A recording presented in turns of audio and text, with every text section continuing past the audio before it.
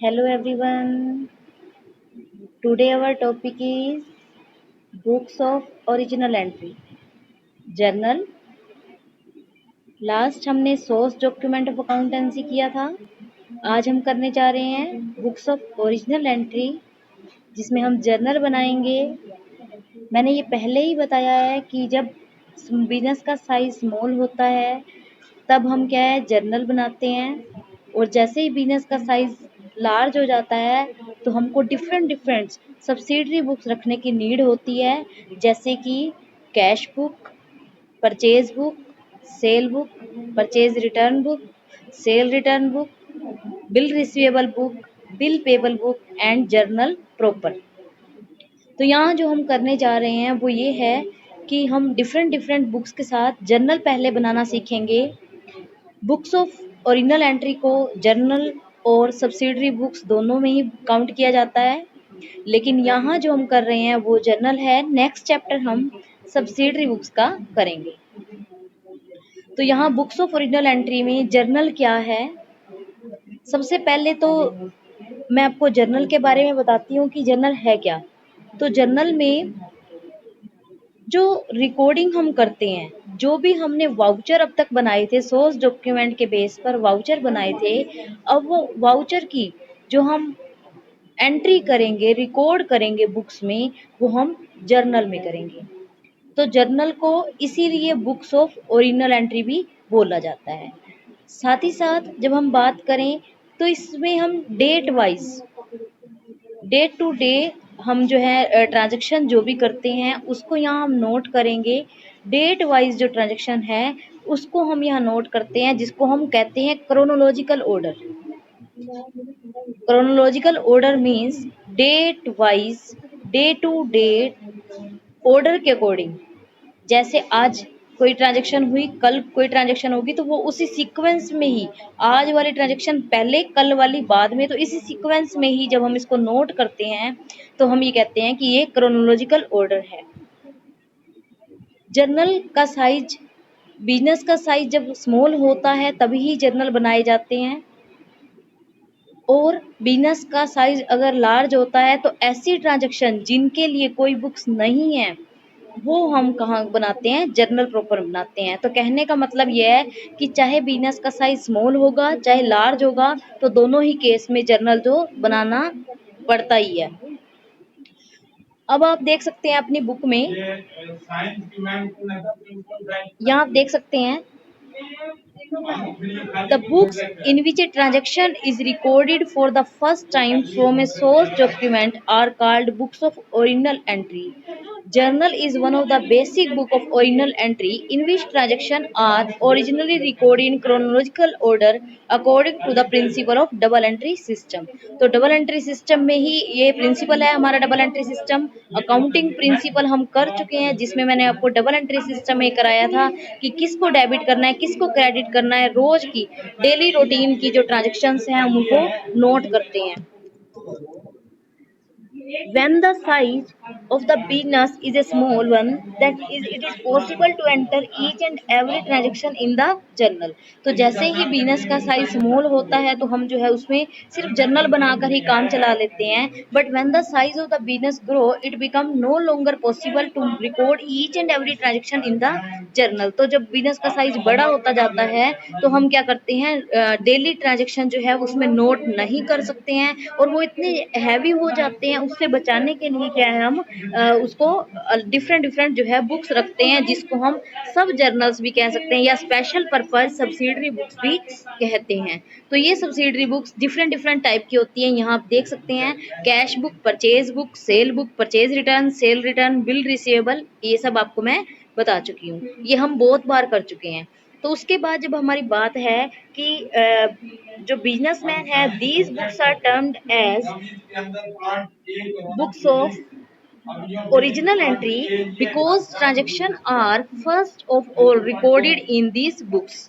A businessman need not maintain all of the above mentioned subsidiary books, but he may maintain any of the above books according to the need of requirement of the business. तो यहाँ सारी books रखना जो है वो compulsory नहीं है, person अपने बिजनेस के अकॉर्डिंग जो है उसमें कम ज्यादा कर सकता है। मैं ये कहती हूँ कि अगर पर्सन सेल जो है क्रेडिट में करता ही नहीं तो ना तो उसको सेल बुक रखने की जरूरत है, ना उसको सेल रिटर्न बुक रखने की जरूरत है, और ना ही बिल रिसीवेबल बुक रखने की जरूरत है, क्योंकि ये तीनों बुक ही उसी केस में बनेंगी जब पर्सन जो है क्रेडिट में सेल कर रहा हो।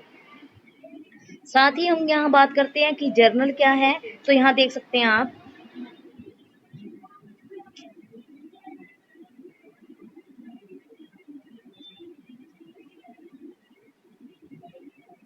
Journal is a book of original entry in which the transactions are recorded first of all as when they take place। तो जर्नल जो है एक बुक्स ऑफ ओरिजिनल एंट्री है जहां हम फर्स्ट टाइम जो है ट्रांजैक्शन को नोट करते हैं।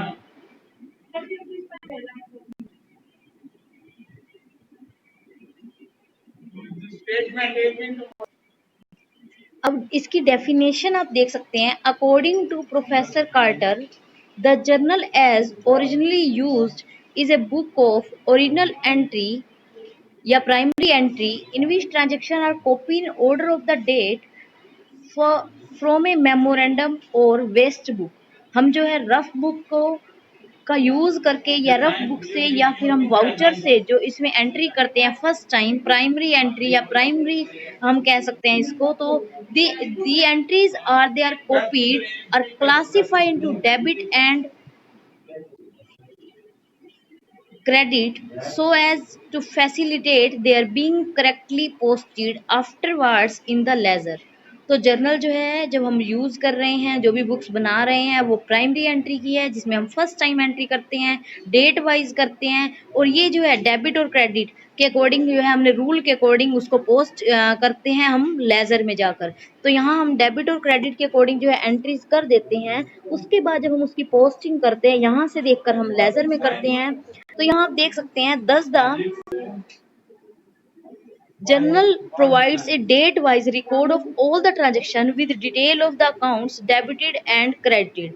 तो यहाँ हम जो भी जर्नल बना रहे हैं वो डेट वाइज बनाते हैं। सारे ट्रांजेक्शन को हम डेट वाइज जो है डेबिट किसको करना है क्रेडिट किसको करना है वो अकॉर्डिंग टू करते हैं, और उसको एक जर्नल जो है हम एक rough book memorandum book waste book में से जो है की हेल्प से बनाते हैं।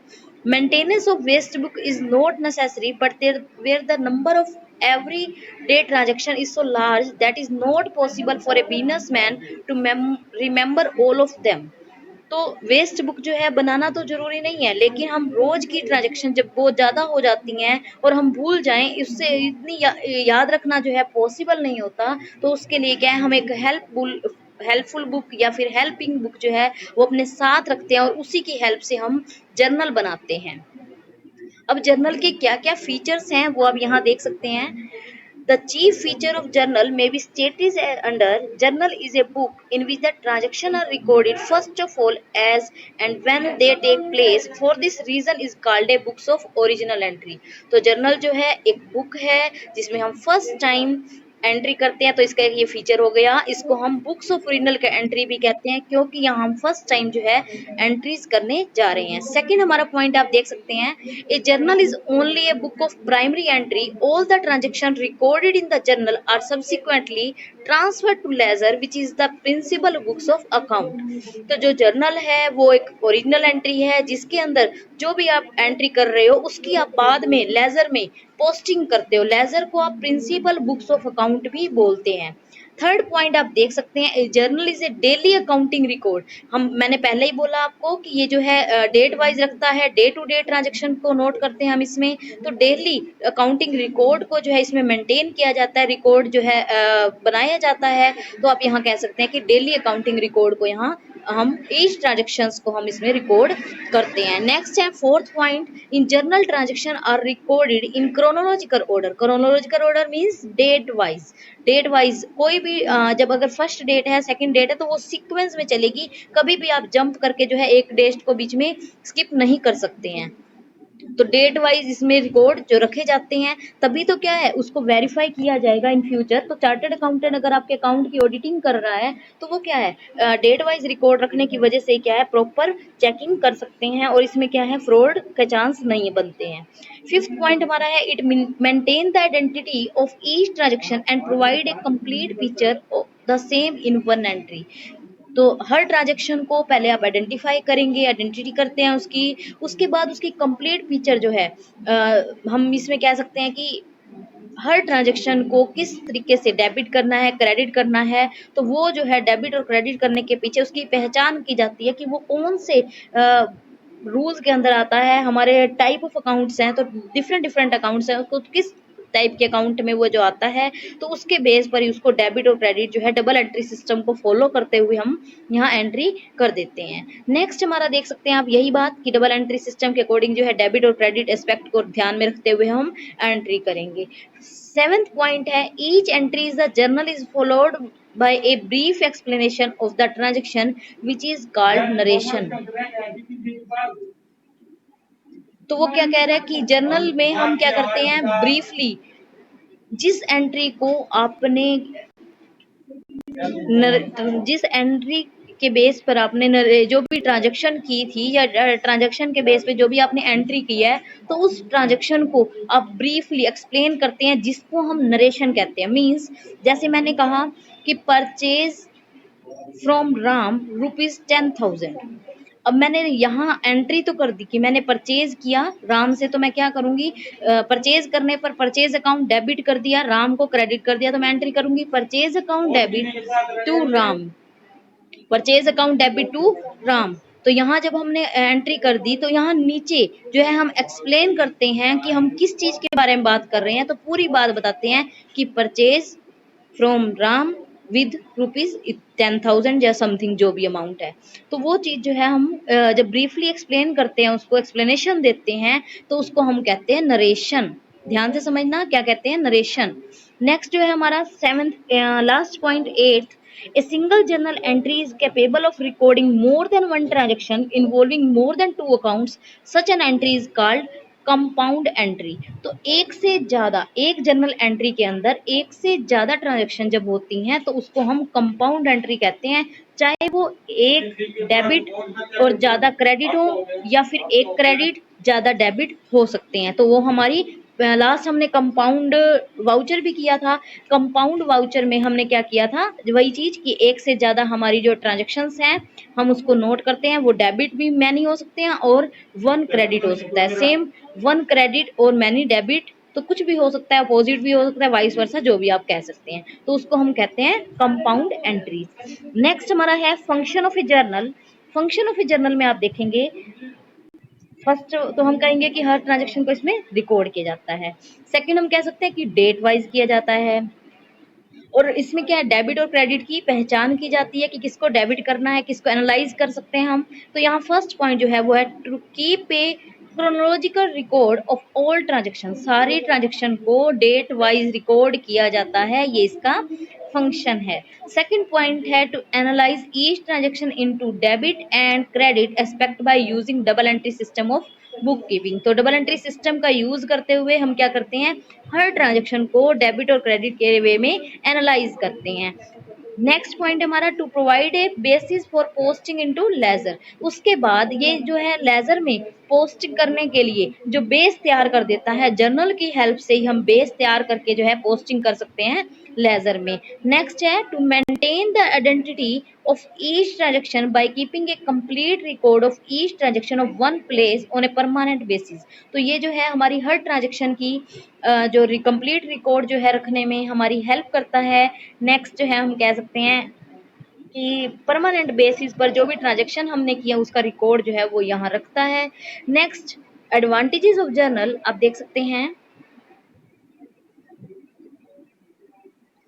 it is not necessary to maintain a journal and the transaction can be recorded directly in the ledger account। A journal still is used for the following reasons। तो जो हमारा जर्नल है वो बनाना ज़रूरी नहीं है, हम सीधे ही लेज़र में पोस्टिंग कर सकते हैं, लेकिन फिर भी हमको बहुत इसकी हमारे एडवांटेजेस हैं, हमारे इसकी बहुत सारी हमारी मेरिट्स हैं, जिसकी वजह से हम इसको बनाते हैं। तो पहला क्या है, जब हम पोस्टिंग करेंगे लेज़र में, तब तक वो सारी ट्रांजेक्शन हमको याद नहीं रहती हैं, उसमें कुछ हम भूल भी सकते हैं, तो वो सारी ट्रांजेक्शन को रिकॉर्ड जब कर लिया जाता है तो भूलने का चांस जो है वो खत्म हो जाता है। तो ये फर्स्ट जो है, as transaction in journal are entered as and when they take place, the possibility of omission of a transaction in the books of account is maintained। तो जर्नल में जब हम एंटर करते हैं तो उससे पहले जो है वो ट्रांजेक्शन को भूल देंगे नहीं, यहाँ पर हम रिमेंबर रखेंगे, तो वो सारी ट्रांजेक्शन जो है हम मिनिमाइज कर लेते हैं। अकाउंट बनाते टाइम हमको प्रॉब्लम नहीं आती है, भूलने की समस्या नहीं रहती है।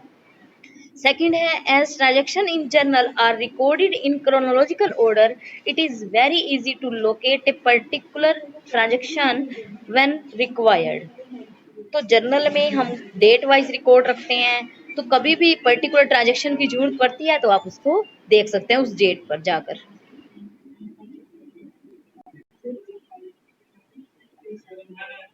तो जो नेक्स्ट हमारा पॉइंट है आप यहाँ देख सकते हैं,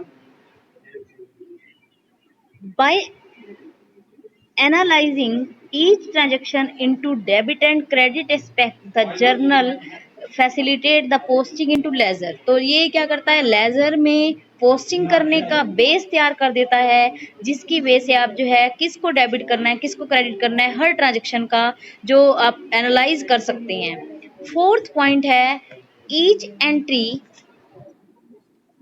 in the journal carries narration which give a brief explanation of the transaction, hence posting in the ledger can be made without explanation। तो हर ट्रांजेक्शन का नरेशन ब्रीफ एक्सप्लेनेशन देता है, ताकि हम जब लेजर में बिना किसी एक्सप्लेनेशन के लेजर में पोस्टिंग कर सकते हैं। Posting in the ledger can be made without explanation, क्योंकि जर्नल में प्रॉपर रिकॉर्ड रखा गया है। तो आप क्या करते हैं, जर्नल में प्रॉपर रिकॉर्ड रखा गया है तो उसके बेस पर आपने लेजर में पोस्टिंग कर दी, तो आपको वहां पर दोबारा से एक्सप्लेनेशन देने की जरूरत नहीं है। तो यहाँ पर क्योंकि इसने पहले ही प्रॉपर एक्सप्लेनेशन जो है उसकी दे रखी है। फिफ्थ पॉइंट है, journal facilitate cross checking of ledger count in case of trial balance does not agree. अगर आप जर्नल बनाते हैं फिर लेजर बनाते हैं, लेजर बनाने के बाद जब आप एक्यूरेसी चेक करते हैं ट्रायल बैलेंस में, तो अगर आपके कोई प्रॉब्लम आ रही है, मैचिंग नहीं हो रही है, तो आप दोबारा से क्रॉस चेकिंग जो है वो वहां पर जाकर कर सकते हैं। एंड नेक्स्ट पॉइंट है, since entire transaction is recorded at one place in the journal, the identity of each transaction is maintained a permanent basis। तो हर ट्रांजेक्शन जो है जर्नल में हम एक ही जगह पर, एंटायर ट्रांजेक्शन जो है वो एक ही जगह पर प्लेस है, तो उसकी अगर पहचान करनी है और परमानेंट बेस पर जो है हम उसको मेंटेन कर सकते हैं, मेंटेन करते हैं, जिसकी वजह से है जो हमको रिकॉर्ड करने में और मैचिंग करने में या वेरीफाई करने में जो है इजी रहता है। और अभी आपको कोई भी ट्रांजेक्शन डेट वाइज चाहिए तो आप उसी डेट को जाकर ओपन करके अब हर ट्रांजेक्शन जो है उस डेट की देख सकते हैं। सेवेंथ पॉइंट है हमारा, once the transaction recorded in journal, posting in the ledger can be made as and when convenient. तो एक बार जब रिकॉर्ड कर लेते हैं ट्रांजेक्शन को, तो आप जो पोस्टिंग जो है कर सकते हैं अपनी सुविधा के अनुसार, क्योंकि आपको एक बार आपके रिकॉर्ड में वो चढ़ चुका है, तो आपको दोबारा से जो है इसमें करने की जरूरत, या फिर जब भी आपको टाइम हो अपनी कन्वीनियंट के अकॉर्डिंग जो है आप इसमें पोस्टिंग कर सकते हैं। देखेंगे अभी लिमिटेशंस ऑफ जर्नल। तो लिमिटेशन ऑफ जर्नल में आप देखेंगे, when the number of transaction is large it is not possible to record all the transaction in journal, it will become bulky and voluminous. तो यहाँ पर जब हम बिजनेस का साइज लार्ज होता है तो हम इतनी सारी जो एंट्रीज हैं वो इसके अंदर नहीं कर सकते, तो क्योंकि हमारे जर्नल की वजह से जो है हमारा साइज जो है बिजनेस का वो बहुत बड़ा हो जाता है। तो इसीलिए हम सेपरेट जर्नल जो है हम कह सकते हैं कि डिफरेंट डिफरेंट बुक्स जो है हम प्रिपेयर करते हैं, जैसे जिसको हम बुक्स ऑफ ओरिजिनल एंट्री में ही सब्सिडरी बुक्स के नाम से कहते हैं, जो कि ए टाइप की बुक्स हैं, purchase book, purchase return, sale, sale return, bill receivable, bill payable, cash book and journal proper. And second हमारा है, many transaction are repetitive in nature and if all the transactions are recorded in journal, it will involve debit and credit the same account time and again it will involve repetitive posting labor also। तो बहुत सारी transaction रेपिटिव nature की होती है, means बार बार repeat होने वाली होती हैं। तो all transaction are recorded in journal, तो बार बार हमको क्या करना पड़ेगा, सेम अकाउंट से बार बार डेबिट होगा, बार बार क्रेडिट होगा। तो इससे क्या है, पर्सन जो है बार बार रिपीट करता रहेगा, तो वो बिना बात के जो है लेबर एक्स्ट्रा लगती है। तो ये हमारे लिए क्या है, अच्छी बात नहीं है। हम कह सकते हैं कि जर्नल की वजह से जो है हमको प्रॉब्लम होती है। थर्ड पॉइंट हम कह सकते हैं, in order to ascertain cash balance every day, cash transaction are usually recorded in a separate book called cash book, thus cash transaction need not be recorded in journal.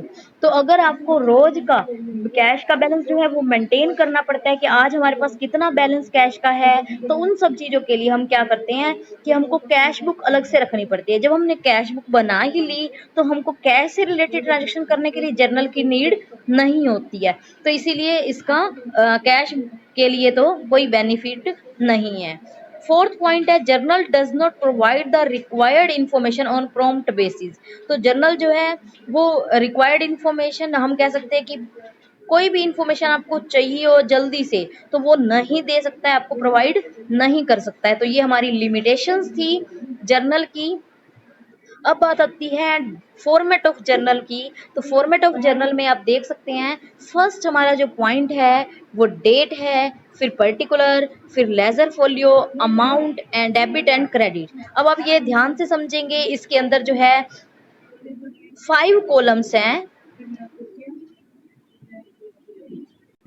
इसके अंदर 5 columns हैं। तो जो ये कॉलम है वो क्या है, एक कॉलम है हमारा डेट का, जिसमें हम रोज की जो भी ट्रांजैक्शन हो रही है उसको नोट करते हैं। ध्यान से सुनना, ये आपका प्रैक्टिकल वर्क जो है यहाँ से स्टार्ट होगा। जो भी आप अकाउंट बनाएंगे वो इस टाइप के बनाएंगे। तो फर्स्ट कॉलम जो है हमारा वो डेट का है, जिसमें हम जिस दिन की ट्रांजैक्शन हुई है उस दिन की डेट इसमें डालते हैं। पर्टिकुलर्स में हम 3 चीजें डालते हैं, जिसको हमने डेबिट किया वो, जिसको हमने क्रेडिट किया वो, और narration. Narration means brief explanation of the transaction. जो भी ट्रांजैक्शन है उसकी ब्रीफ एक्सप्लेनेशन आप यहाँ पर देंगे। नेक्स्ट हमारा है लेजर फोलियो। लेजर फोलियो में हम क्या करते हैं, जो आपने जर्नल बनाया, जर्नल बनाने के बाद आप उसकी पोस्टिंग लेजर में करते हैं। तो वो जब आप पोस्टिंग लेजर में करेंगे तो वो लेजर में किस पेज नंबर पे करेंगे, वो चीज आप लेजर बनाने के बाद इसमें पेज नंबर डाल देते हैं। अभी नहीं डालेंगे, जब आप लेजर बना लेंगे तभी डालेंगे। उसके बाद हमारा है अमाउंट डेबिट और अमाउंट क्रेडिट। डेबिट में डेबिट साइड की अमाउंट, क्रेडिट में क्रेडिट साइड की अमाउंट। तो बहुत इजी है ये बनाना। फॉर्मेट ऑफ जर्नल आपको समझ में आ चुका होगा। हम कह रहे हैं कि ये कितने कॉलम्स कंटेन करता है, 5 कॉलम्स जो है मेंटेन किए जाते हैं इसमें। तो पहला कॉलम हमारा डेट का है, आपको समझ में आ गई कि पर्टिकुलर डेट जो है हम इसमें मेंशन करते हैं, जिस दिन की ट्रांजेक्शन हम इसमें कर रहे हैं। पर्टिकुलर्स में हम 3 आइटम को रखते हैं, एक जिसको डेबिट किया वो अकाउंट, जिसको क्रेडिट किया वो अकाउंट, और नीचे एक्सप्लेनेशन जिसको हम कहते हैं नरेशन। फिर हमारा है एलएफ। एलएफ हम शॉर्ट फॉर्म में लेजर फोलियो को एलएफ कहते हैं। एलएफ क्या कहता है कि जो लेजर में जिस पेज पे आपने पोस्टिंग की है वो पेज नंबर जो है आप यहाँ पर मेंशन करेंगे। कब करेंगे, लेजर बनाने के बाद। लेकिन जब तक आप जर्नल ही कर रहे हैं तो इस कॉलम को खाली छोड़ेंगे, ब्लैंक रखेंगे। जब आपकी पोस्टिंग हो जाएगी तब आप इसमें फिल कर देंगे। फिर क्या है, अमाउंट डेबिट की और अमाउंट क्रेडिट की। क्लियर है सभी को। और आप ये चीज ध्यान में रखना, जिस चीज को आपने डेबिट करना है वो उसके साथ DR डेबिट वर्ड आप देख सकते हैं जहां यहाँ लिखा है जैसे, तो ये चीज जो है आप मेंशन कर देंगे। लेकिन जिसको आपने क्रेडिट करना है उसके साथ आप क्रेडिट नहीं लिखेंगे, उसके साथ आप टू लिखेंगे। टू लिखेंगे, जैसे मैं कह रही हूँ परचेज अकाउंट डेबिट, परचेज लिखा, अकाउंट लिखा, फिर डेबिट लिखा। क्रेडिट जिसको करना है उसके नीचे क्या लिख देंगे, to Ram. Purchase account debit to Ram, तो परचेज अकाउंट फिर थोड़ा स्पेस छोड़ के डेबिट और टू राम लिखेंगे। करते हैं हम ट्रांजेक्शन, देखना अभी आप एक बार यहाँ समझ लीजिए। और नरेशन क्या है आपको पता ही है, जो भी ट्रांजेक्शन है उसकी ब्रीफली एक्सप्लेनेशन जो दे रहा है वो नरेशन है।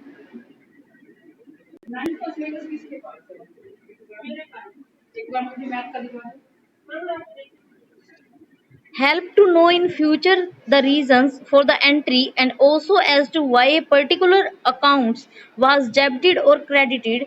It is necessary to write the narration after each entry and should be short, complete and clear. तो यहाँ पर फ्यूचर में जो भी एंट्री आप करने जा रहे हैं उस पर्टिकुलर अकाउंट को आपने डेबिट क्यों किया है, क्यों क्रेडिट किया है, तो उसके बारे में ये जो है ब्रीफली आपको एक्सप्लेन कर देता है। तो इसकी जो शॉर्ट, कंप्लीट और क्लियर पिक्चर जो है ये वहीं उसी जगह पर जो है आपको दिख जाती है। नेक्स्ट है आपको लेजर फोलियो एलएफ। एलएफ में मैंने बताया कि जब आप जर्नल बना लेंगे उसके बाद उसके बेस पर आप पोस्टिंग करते हैं लेजर में, तो जब आप पोस्टिंग करेंगे लेजर में तो वो पोस्टिंग किस पेज पे की है, तो वो पेज नंबर जो है वहां पर आप एलएफ के कॉलम में लेजर फोलियो का पेज नंबर जो है आप इसमें मेंशन करेंगे। आफ्टर दैट जब आप लेजर में पोस्टिंग कर लेंगे उसके बाद सेम लेजर में भी आपका जेएफ का कॉलम होता है, मींस आप लेजर में से जब लेजर बना रहे हैं तो कौन से जेएफ का, जर्नल का कौन से पेज का वहां ट्रांजेक्शन कर रहे हैं वो आप वहां मेंशन कर देंगे। तो इसमें जो रीजंस हैं इसके या हम एडवांटेजेस देख सकते हैं कि आपको हर ट्रांजेक्शन को ढूंढने की जरूरत नहीं पड़ेगी। वो हर ट्रांजेक्शन के सामने पेज नंबर लिखा होगा तो उसी पेज पर सीधा ही आप जो है जा सकते हैं। जैसे आपका इंडेक्स होता है बुक में, तो इंडेक्स में आपको कोई भी पेज कोई भी चैप्टर चूज करना है या कोई भी ट्रांजेक्शन के लिए आपको देखना हो तो आप सीधा वही पेज ही ओपन करेंगे, क्योंकि आपको इजी होता है, बार बार एक एक पेज को छांटना नहीं पड़ता। तो सेम इसमें भी क्या है, जब आप कोई भी ट्रांजेक्शन को देखना चाहते हैं या उसके पोस्टिंग देखना चाहते हैं तो आप पर्टिकुलर पेज पर ही जाकर उसको ओपन कर सकते हैं। तो ये जो है आपके हेल्प के लिए ही बनाया जाता है। सेकंड हम कह सकते हैं कि पेज नंबर रिटर्न होता है एलएफ में, सेम जो है लेजर में भी जेएफ के नाम से पेज जो है बनाया जाता है जिसमें जोन से जर्नल की एंट्री हुई है उसको हम लिखते हैं। शायद अभी आपको अच्छे से क्लियर ना हो ये चीज, क्योंकि जब आप प्रैक्टिकली इसको यूज करेंगे तभी ही आपको समझ में आएगा कि ये क्या चीज है। थर्ड पॉइंट आप देख सकते हैं, if the trial balance does not agree, the posting of each and every entry has to be checked.